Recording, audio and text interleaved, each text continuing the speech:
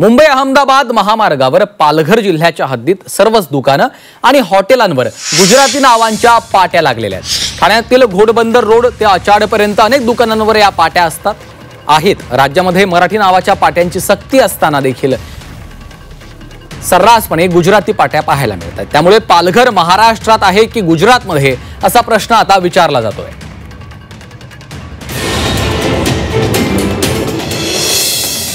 पालघर महाराष्ट्रात की गुजरातमध्ये?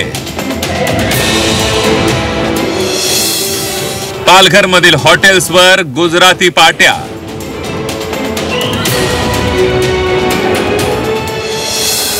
मनसे कार्यकर्त्यांनी हॉटेल्सवरील पाट्या फोडल्या।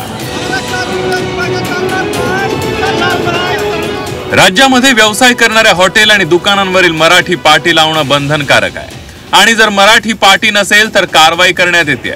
मात्र हा नियम महाराष्ट्राची राजधानी मुंबई पासून अवघ्या 74 किलोमीटर अंतरावर असणाऱ्या पालघरमध्ये नाहीये।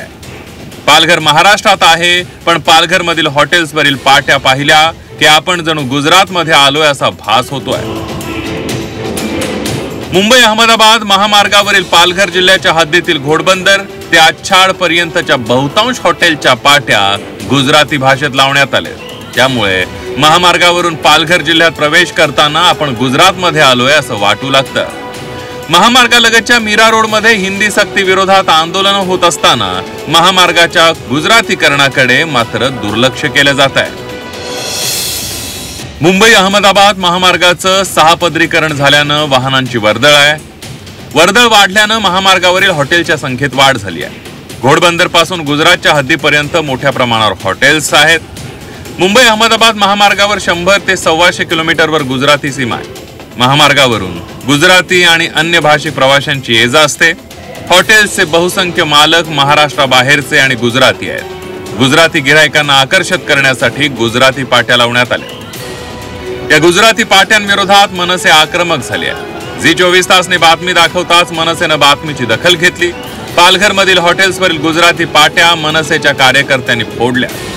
मुंबई दुकाने संस्था अधिनियमानुसार राज्यात व्यवसाय करणाऱ्यांना मराठी पाट्या लावणं बंधनकारक आहे। मात्र कायद्याला धाब्यावर बसवून महामार्गावरील अनेक हॉटेल चालकांनी मराठीऐवजी गुजराती पाट्या लावल्या। महाराष्ट्रात व्यवसाय करत असताना हॉटेल चालकांकडून मराठी भाषेला दुय्यम दर्जा दिला जातोय। त्यामुळे मराठी भाषेचा अवमान आणि कायद्याचं उल्लंघन करणाऱ्या हॉटेल चालकांवर कारवाईची मागणी जोर धरू लागली आहे। ब्युरो रिपोर्ट, झी 24 तास।